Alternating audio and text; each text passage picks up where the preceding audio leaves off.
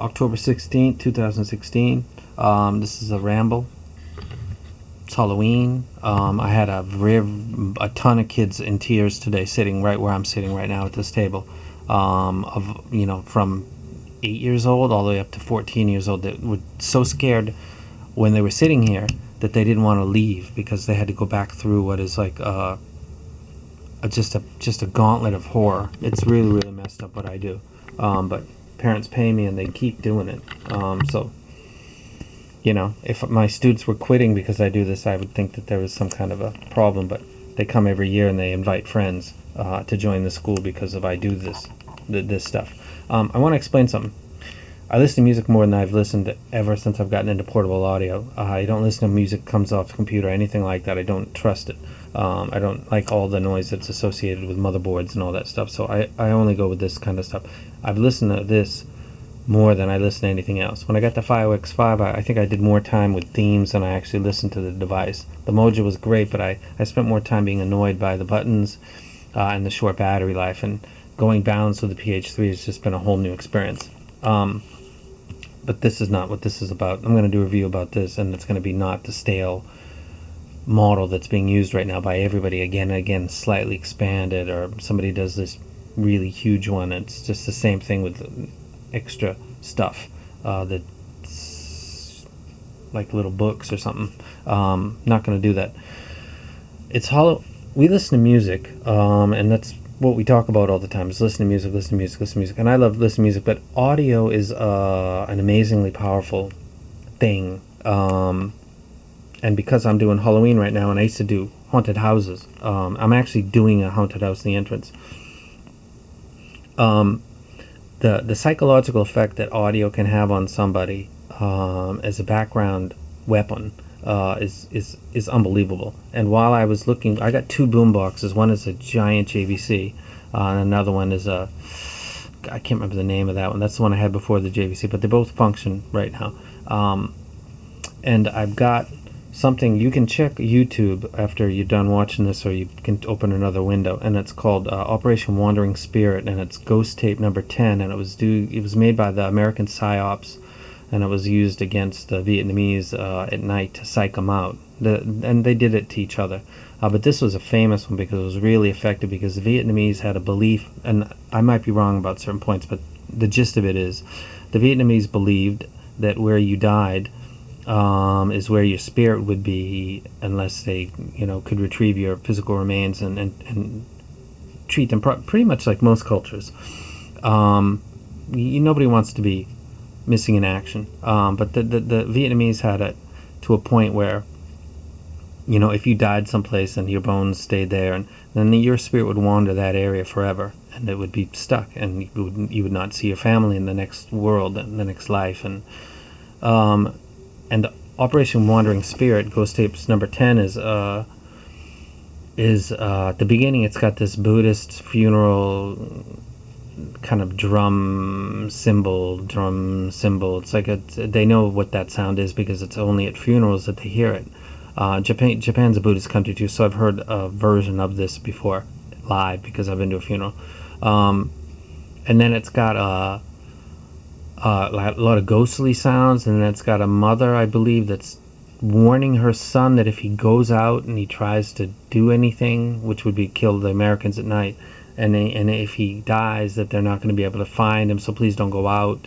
And then there's back and forth, and I think she basically says goodbye to him, that he's going to be gone, and they're never going to see him, and everybody's going to we miss him, and kind of like it's very, very, if you were a 17-year-old 16-year-old Vietnamese, they're very young, the Viet Cong, that would be in your head 2 in the morning, and the Americans are blasting this to you, and you're thinking, do I want to go kill this dude because somebody I never met's telling me to do it, or do I want to just sit here because I'm not gonna.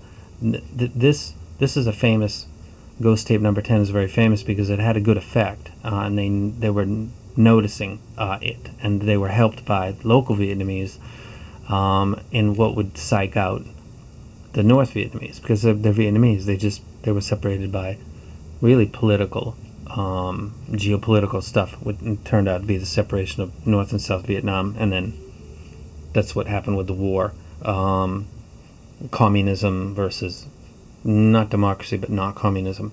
So they had the locals help them freak out, basically their relatives and their neighbors in the north. And this tape did it great.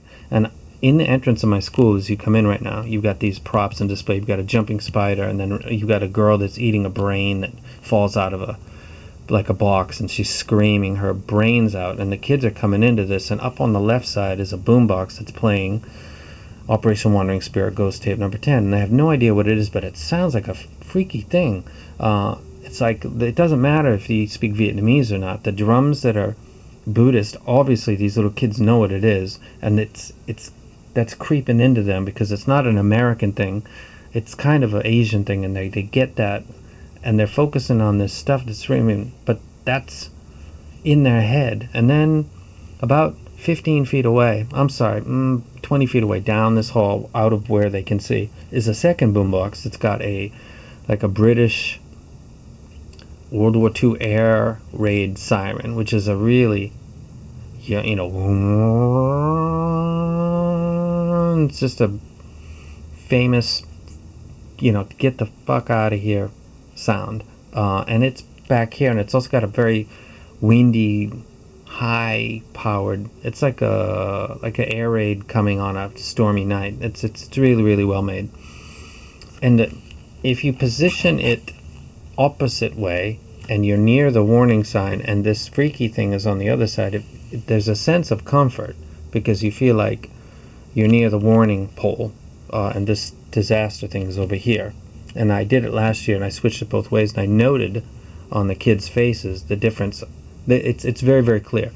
Being near the warning sign and having something that sounds like is what you're being warned against made the kids not want to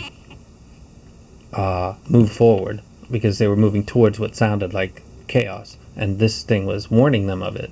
And then this year and late last year, I flipped the other way, and I put the warning sign, the air raid, on the opposite side, which is beyond them, and then right next to them once they get through the first thing, because they want to get the hell out of there. And now they're in the middle now, and behind them they've got this really freaky thing, and then in front of them they got a warning sign. It sounds like they came the wrong way, like they got stuck. They didn't catch the warning sound until they were already in the middle of what is a problem for their little minds. And if even adults come in and they get out very quickly, and they're fatigued mentally.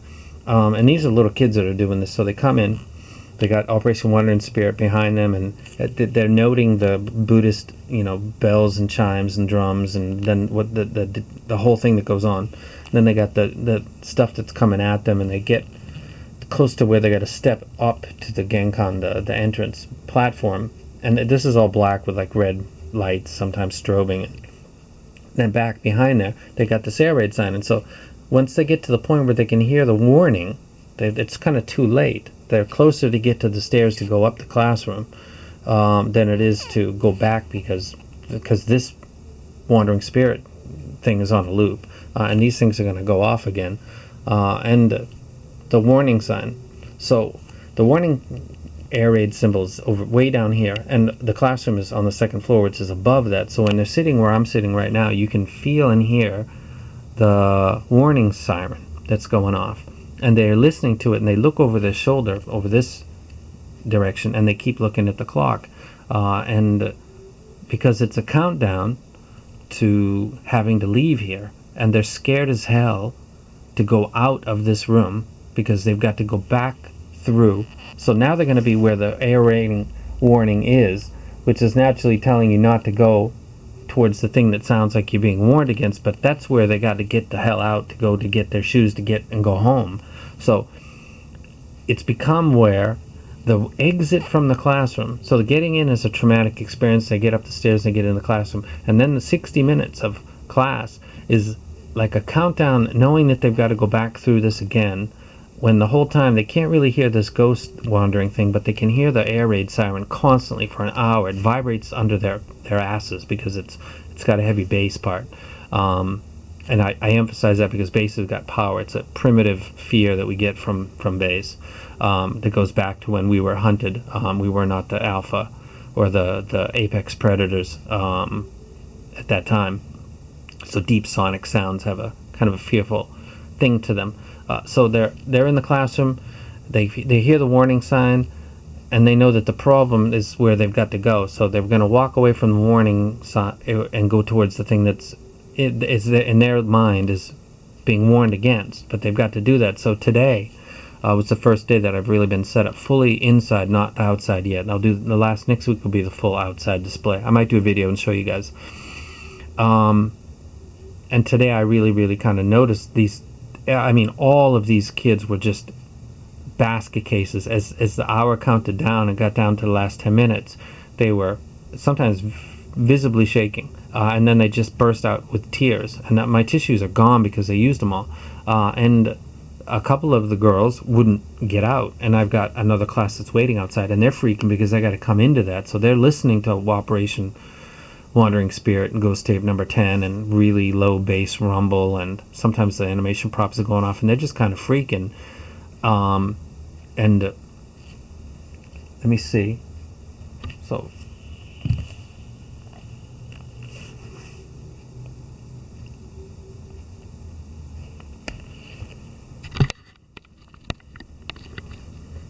there's a car going by right there. I don't know if you can catch his head. This is actually a remote. This is outside above the roof. Now, if you've looked at the pictures, I'm pushing the remote. Maybe I'm going to get some smoke coming out of him. There we go. This is basically a remote control for the smoke machine. And this is all red lighted outside, so it's pretty... While they're waiting to come inside, they've got this going on. So the whole fear begins before they even come in to this school. And people are paying me to do this, basically. You know, the whole English thing and the culture exchange. And and people said a long time ago, man, you're going to lose all your students. I got to get the biggest school in the area now because people like the effort that I put into this. But I just wanted to share with you guys because this is an audio. It's not a music form, it's audio form, and I'm doing audio in a psychological way right now that is traumatizing. It would be anybody, but it's traumatizing children right now. And I had kids that wouldn't leave, and I had to actually pick them up and carry them down the stairs because they were screaming. And they got to come back next week, and it's going to happen again. And I had probably 20% of the kids canceled today because of the display. And I told them I was going to do it for maybe 1 week, and I decided because some of the kids canceled, I'm going to do it again because I'm not going to let them avoid it. And the parents will never let them skip 2 weeks in a row because we do tests every class, and they'll fall behind.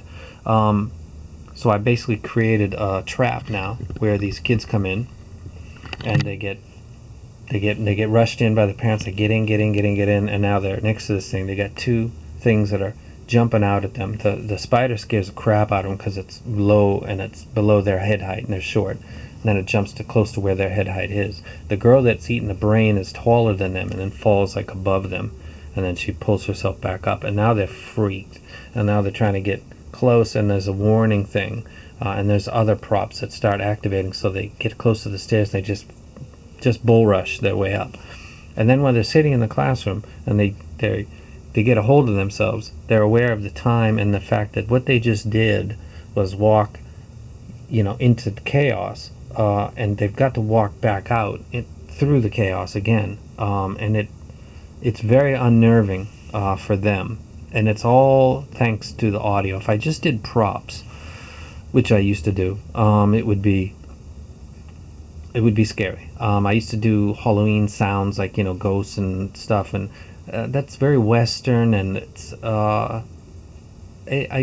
very average. I don't think there's anything. I really search and look for stuff that would be more freaky, and I judge it by the faces and by the fear that the kids have of I gotta get up and go home, and they're scared to leave here. Like they would rather just stay here and just whatever forever, instead of going through that again, even though they know their mother's outside and everything, and peace and good and happiness and a warm bath and some snacks and all that stuff is right outside, but they're too scared to go what is essentially about 10-15 meters from this spot I'm sitting at to get to mommy, because it's that messed up. And audio is a lot of that. It's I'm listening to it right now. It's freaking me out, and I'm an adult, and I listen to it when I finish this on the night of the 31st. There's a part of me that's going to totally be like, because I got to listen to this all day, every day when I do this for the next 2 weeks, and it gets taxing mentally, because it's the audio is, it's incessant, it's constant, it's harping, it's like a gorilla on your back. So Sonic, the Psych Ops and the Ghost Tape number 10, and you can check it out. I'm playing that right now at the entrance of my school, and it is working on the kids. It is freaking them the hell out. So we listen to music, but this is an audio form. It's an audio channel for YouTube, so I'll be doing a PH3 review soon. I listen to this every single day. It's the only DAC amp that I've ever had that I pull out every single day, because it's a part of my daily ritual now. It's mine. Listening to other stuff because I said I'm going to review it is hard now, because I had to take time not to listen to my favorite item, and I've not had that conflict in my life until now. It's a happy conflict, and I got to thank Sony for that. But enough of that. Ghost Tape number 10, Operation Wandering Spirit. Check it out.